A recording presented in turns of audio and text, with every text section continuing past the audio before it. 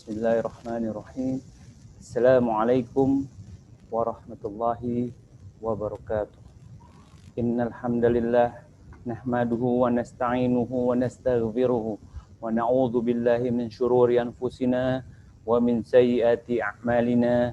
Man yahdihillahu fala mudhillalah wa man yudlil fala hadiyalah.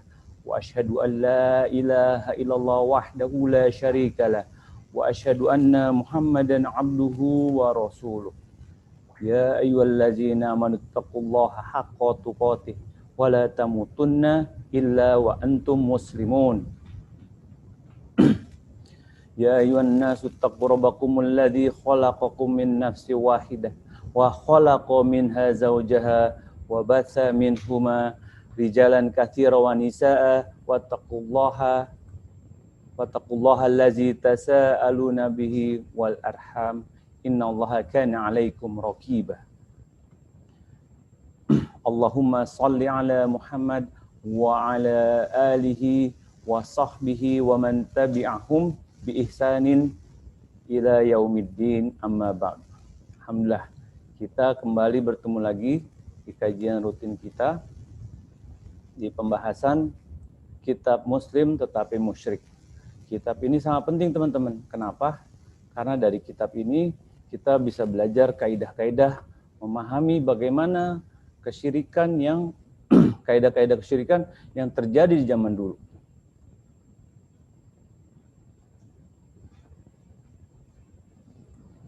Baik. Ana share screen ya. Bisa dengar suara Ibi kan, Sam?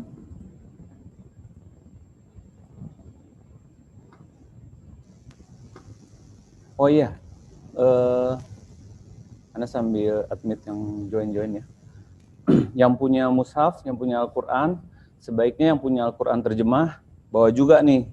Kenapa? Karena kalau dengan Al-Quran terjemah, kita bisa lihat bagaimana dalil-dalil dari Al-Quran dan hadis yang dibawakan dari kitab ini. Jadi kita bisa lihat bahwa pembelajaran kita malam ini insya Allah berdasarkan Al-Quran dan hadis, bukan menurut pendapat Ana, menurut pendapat buku, atau menurut penulis. Karena apa? Karena kita belajar harus sesuai dengan tuntunan Al-Quran dan hadis, dan dengan sesuai dengan pemahaman ulama klasik zaman dahulu. Baik, sekarang kita masuk di halaman, mana sih? Bentar ya. Halaman, kalau di digital halaman 87. Kalau di buku halaman 90, agak beda sedikit, nggak apa-apa ya. Baik, kita lanjutkan. Wa dalilu syafa'ati qauluhu ta'ala wa ya'buduna min dunillahi ma la yadurruhum wa la yanfa'uhum wa yaquluna haula'i syufa'auna indallah. Surat Yunus ayat 18.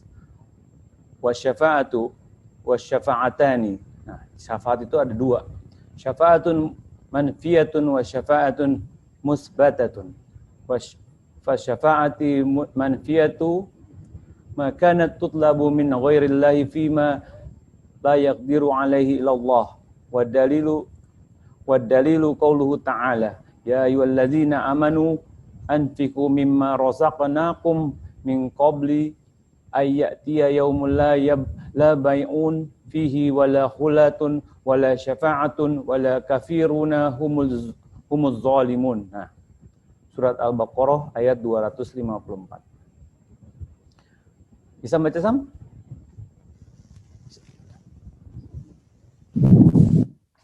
Dalil bahwa argumen mereka adalah untuk memperoleh syafaat adalah firman Allah Subhanahu wa Ta'ala, yang artinya mereka menyembah selain Allah, yaitu sesembahan yang tidak dapat mendatangkan mudarat kepada mereka dan tidak pula manfaat. Dan mereka berkata, mereka itu adalah pemberi syafaat untuk kami di sisi Allah. Quran surat Yunus ayat 18. Ketahuilah bahwa syafaat itu ada dua macam, yaitu syafaat manfiyah yang tertolak dan syafaat musbatah yang ditetapkan. Syafaat manfiyah yang tertolak adalah syafaat yang diminta dari selain Allah, padahal tidak ada yang mampu memberikan syafaat kecuali dengan izinnya. Dalilnya hal ini adalah firman Allah yang artinya, wahai orang-orang yang beriman, belanjakanlah di jalan Allah sebagian rezeki yang telah kami berikan kepadamu sebelum datang hari yang pada hari itu tidak ada lagi jual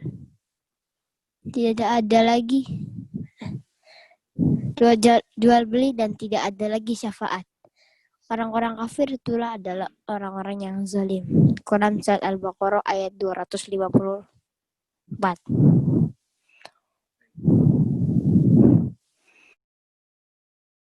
Baik, sekarang kita memasuki di pembahasan syafaat. Dan ini pembahasan yang penting loh teman-teman. Karena kenapa? Karena syafaat itu banyak sekali syubhatnya dan banyak sekali orang yang berbeda-beda pendapat. Dan sebaiknya bila kita berbeda pendapat, kita kembalikan lagi ke Al-Quran dan hadis. Jangan dibalikin ke ustadz, jangan dibalikin ke habib, ke kiai, ke pak haji, atau ke orang tua. Karena apa? Karena bisa aja mereka memiliki pemahaman yang berbeda atau yang tidak sesuai dengan Al-Quran dan hadis. Bagaimana kita kembalikannya? Kita lihat dalil-dalil dari Al-Quran dan hadis Nabi Muhammad SAW. Yang pertama, dalil pertama, yang pegang Al-Quran buka. Surat Yunus ayat 18. Ya, jangan lupa dibuka loh. Jadi kita berbicara ini berdasarkan Al-Quran dan hadis, bukan pendapat Ana. Karena kalau teman-teman belajar cuma karena ngikutin Ana, itu Ana udah gagal tuh. Ana harusnya mengajak teman-teman menjalankan agama sesuai dengan Al-Quran dan hadis. Bukan menurut pendapat Ana atau menurut pendapat buku, bukan. Karena sesungguhnya kebenaran hanya datang dari Allah Subhanahu wa taala. Ya, yang diberikan melalui kitab Al-Quran dan kitab hadis. Nah, yang pertama nih, surat Yunus ayat 18. Dalilnya bahwa argumen mereka, nah ini penting nih.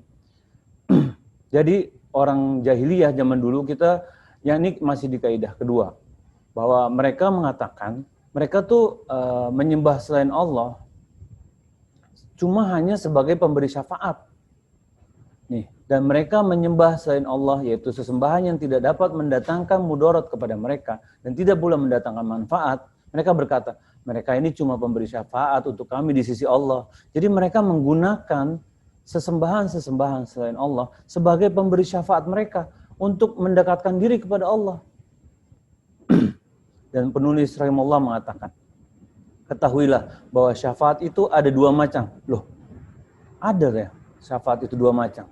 Syafaat manfiyah yang tertolak dan ada syafaat musbatah yang ditetapkan. Jadi ternyata teman-teman, enggak semua syafaat diterima. Syafaat ada yang ditolak dan syafaat ada yang diterima. Kok bisa? Dalilnya mana? Kita belajar sebentar lagi. Oke? Syafaat manfiyah yang tertolak. Syafaat yang diminta dari selain Allah. Teman-teman udah tahu bahwa menyembah selain Allah itu adalah merupakan bentuk kezoliman yang paling dibenci Allah Subhanahu wa taala. Dan jika melakukan kezoliman seperti itu, ya nggak bakalan dikasih syafaatnya. Padahal yang mampu memberikan syafaat adalah Allah Subhanahu wa taala. Pemilik syafaat adalah Allah Subhanahu wa taala, teman-teman. Dalilnya apa? Buka surat Az-Zumar ayat 44. Yang pegang Quran boleh buka. Ana ambil aja artinya ya. Katakanlah hanya kepunyaan Allah lah syafaat itu. Tuh. Hanya kepunyaan Allah lah syafaat itu. Surat Az-Zumar ayat 44. Jadi hanya Allah pemilik syafaat, teman-teman. Yang lain nggak ada yang punya syafaat. Selain Allah mampu memberikan syafaat jika diizinkan oleh Allah Subhanahu wa taala. Ya. Jadi Nabi Muhammad SAW beliau memiliki syafaat, tapi dengan izin Allah Subhanahu wa taala. Bukan beliau serta-merta bisa langsung memberikan syafaat tanpa diizinkan Allah, enggak. Jadi kalau nanti kita penjelaskan lebih dalamnya ya. Sekarang kita bahas dulu nih, biar matang pemahaman tentang syafaat manfiyah dan syafaat musbatah. Syafaat manfiyah. Jadi dipahami nih, poinnya, syafaat yang tertolak adalah syafaat yang diminta dari selain Allah. Padahal tidak ada yang mampu memberikan syafaat kecuali dengan izinnya. Dalilnya surat Al-Baqarah ayat 254 tadi. Yang artinya, nih, dan tidak ada lagi syafaat. Sebelum hari yang pada hari itu tidak ada lagi jual beli dan tidak ada lagi syafaat. Jadi nggak ada yang bisa kasih syafaat kecuali Allah Subhanahu Wa Taala. Lanjutan. Syafaat itu memiliki syarat-syarat. Syafaat itu memiliki syarat-syarat sehingga syafaat tidak berlaku secara mutlak.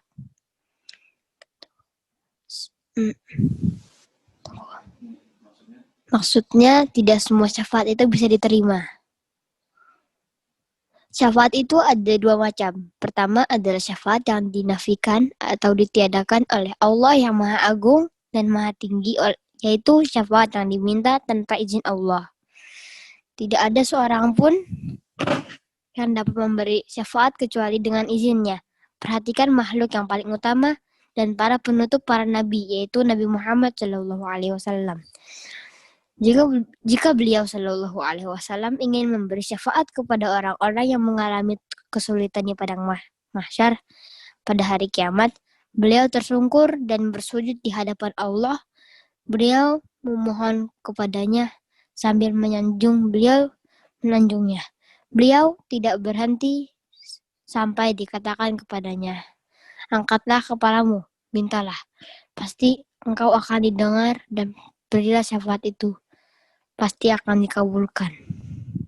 Hadis ini adalah potongan dari hadis yang cukup panjang yang diriwayatkan oleh Imam Bukhari nomor 7510 dalam At-Tauhid. Perhatikanlah Rasulullah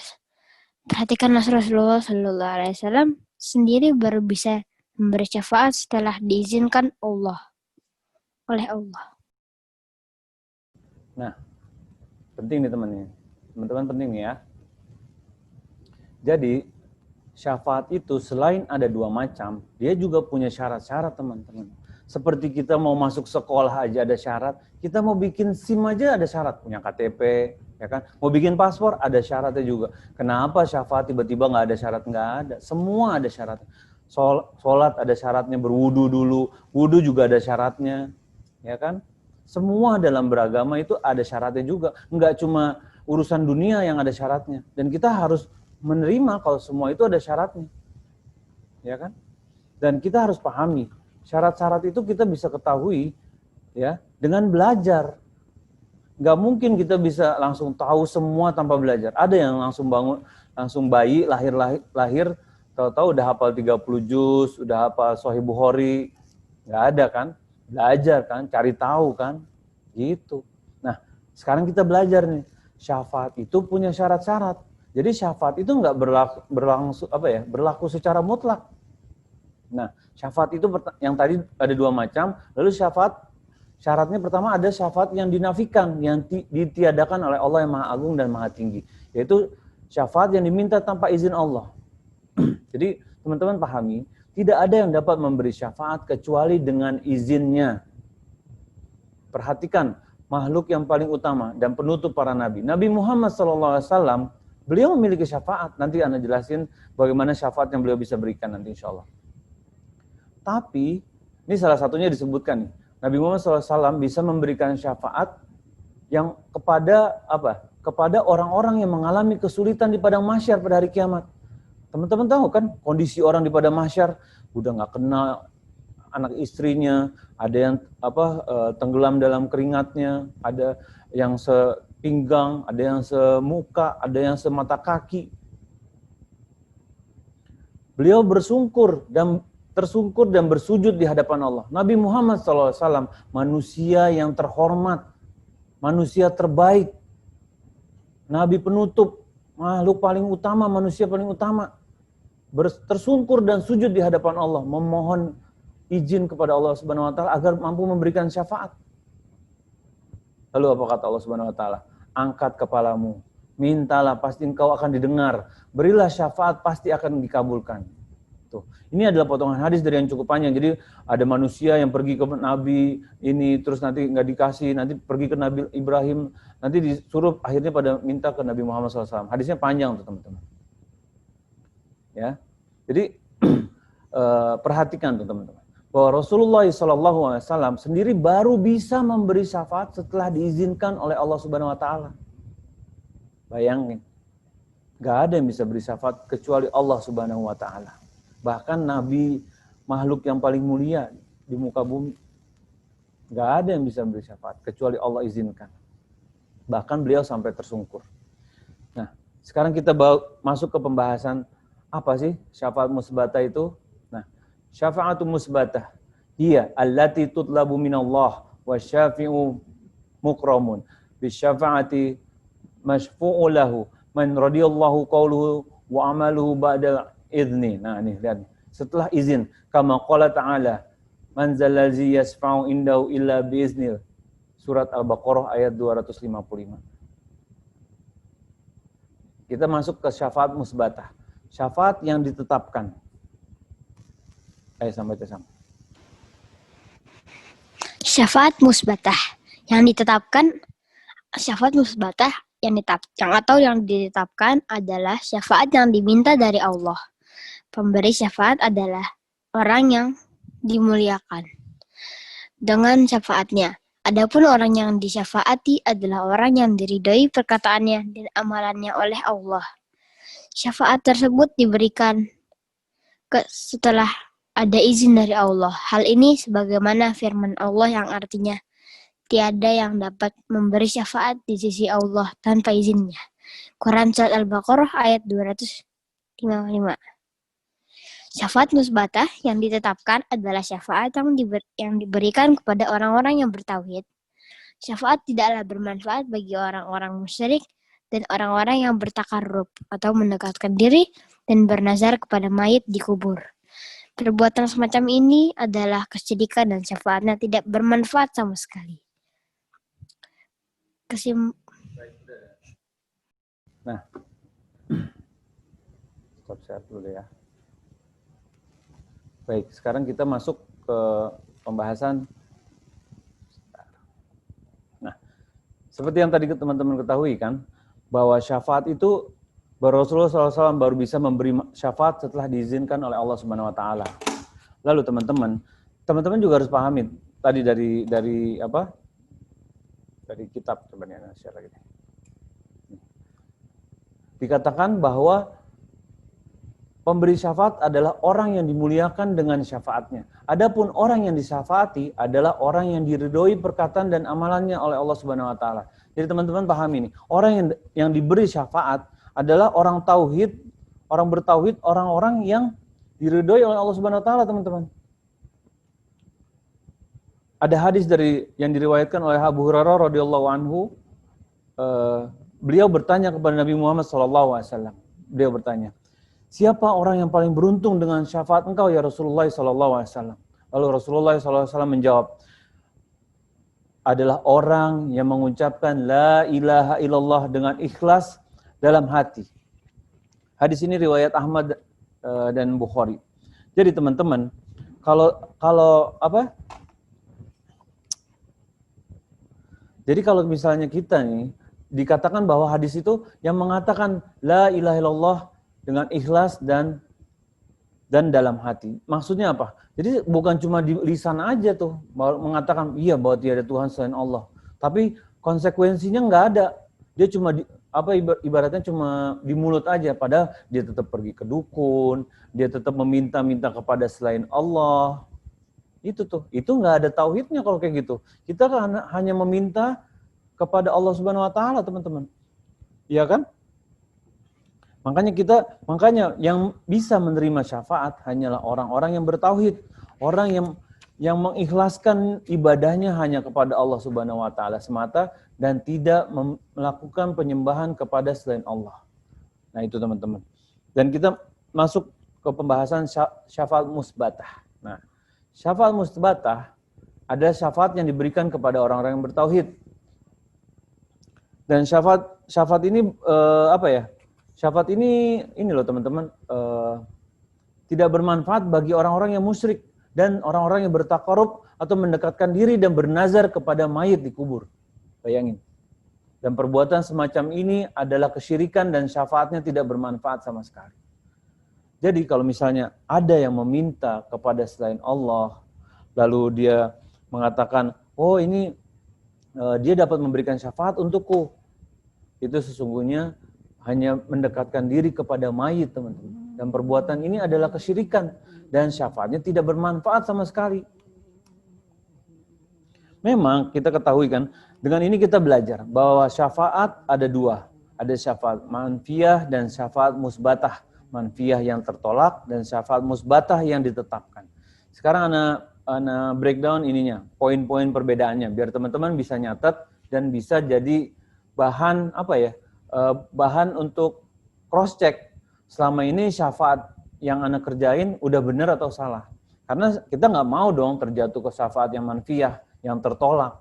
Kita ingin syafaat kita itu diterima oleh Allah Subhanahu wa taala.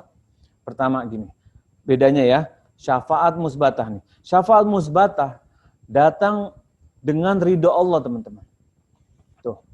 Syafaat musbatah datang dengan ridho Allah Subhanahu wa taala. Sehingga orang yang meminta harus dari kalangan orang-orang yang diridhoi oleh Allah Subhanahu wa taala. Maka tidak akan bisa seorang pemberi syafaat memberikan syafaat kepada orang yang Allah tidak ridho kepadanya. Pelaku syirik Allah ridho nggak? Enggak. Minta-minta di kuburan Allah ridho nggak? Enggak.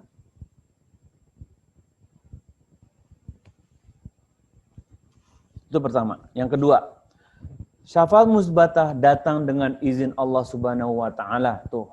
Datang dengan izin Allah Subhanahu wa taala kepada pemberi syafaat untuk memberikan syafaat. Datang dengan izin Allah.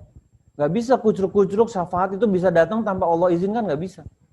Sebagaimana hadis tadi, kita ketahui bahwa Nabi Muhammad SAW tersungkur, bersujud di hadapan Allah Subhanahu Wa Taala, meminta izin kepada Allah agar dapat memberikan syafaat kepada umatnya. Bayangin teman-teman. Terus kita tiba-tiba, wah, ana mau pergi ke kiai ini, ana mau pergi ke ustadz ini, beliau bisa ngasih syafaat buat ana. Gimana ceritanya? Nabi Muhammad SAW aja tersujud di hadapan Allah. Memohon izin.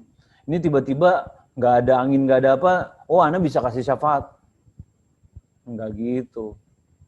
Makanya syubhat-syubhat kayak gini harus hati-hati teman-teman. Kenapa? Karena jadi samar, jadi bingung kita. Kok oh iya ya? Dan nggak harus kiai. Ada yang nanti ana jelasin biar nggak bingung. Kita masuk lagi yang ke berapa tadi? Tadi kedua ya? Sekarang yang ketiga, syafaat musbatah diminta kepada Allah Subhanahu wa taala. Diminta kepada Allah Subhanahu wa taala. Sehingga kita nggak boleh mengatakan gini misalnya. Wahai Rasulullah sallallahu alaihi wasallam, berikanlah aku syafaat. Syafaatilah aku. Boleh nggak begitu? Nggak boleh. Kenapa? Surat Az-Zumar ayat 44 masih terbuka nggak mushafnya? Lihat. Sesungguhnya akulah pemilik syafaat. Kata Allah Subhanahu wa taala. Allah yang miliki syafaat. Jadi ibaratnya gini loh, yang punya siapa, yang kita minta siapa? Kan salah. Misalnya gini, contohnya kehidupan sehari-hari deh. Misalnya yang punya mobil yang punya mobil misalnya ibu atau Hisham lah yang punya mobil, ya kan? Terus mintanya sama tetangga sebelah, ada hubungannya nggak? Nggak ada. Yang punya syafaat siapa? Allah Subhanahu Wa Taala. Mintanya sama Allah. Syafaatnya syafaat Nabi Muhammad SAW. Nanti kita belajar cara minta syafaat yang benar. Oke, jadi dipahami nih. Yang ketiga, syafaat itu diminta kepada Allah Subhanahu Wa Taala. Sehingga kita nggak boleh mengatakan, ya Rasulullah, syafaatilah aku, nggak boleh. Karena syafaat siapa punya? Allah Subhanahu Wa Taala. Yang benar, kita mengucapkan, ya Allah, berikanlah syafaat nabimu untukku. Itu yang benar. Ya Allah, berikanlah syafaat nabimu untukku. Itu kalau kita minta syafaat Nabi Muhammad SAW. Mintanya ke Allah, jangan minta ke Nabi Muhammad SAW. Ya kan? Yang keempat, syafaat manfiyah tidak dapat berfaedah sedikit pun. Syafaat manfiyah itu syafaat yang tertolak. Berbeda dengan syafaat musbatah, yang pemintanya mendapatkan manfaat di sisi Allah apabila dia meminta kepada Allah Subhanahu wa taala. Karena manusia tidak boleh meminta dari yang selainnya. Kita nggak boleh meminta hal-hal yang hanya Allah Subhanahu wa Ta'ala yang dapat memberikan kepada selain Allah. Nggak boleh. Kita minta hujan kepada selain Allah, nggak boleh.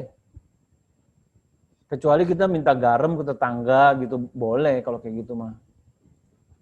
Jadi teman-teman bedain ya, hal-hal yang hanya Allah Subhanahu wa Ta'ala mampu berikan, kita hanya minta kepada Allah, jangan minta kepada selain Allah.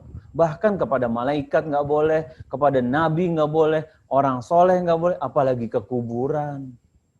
Ada nggak orang-orang yang meminta datang ke kuburan? Ya, kiai siapalah namanya? Berikanlah aku kesehatan.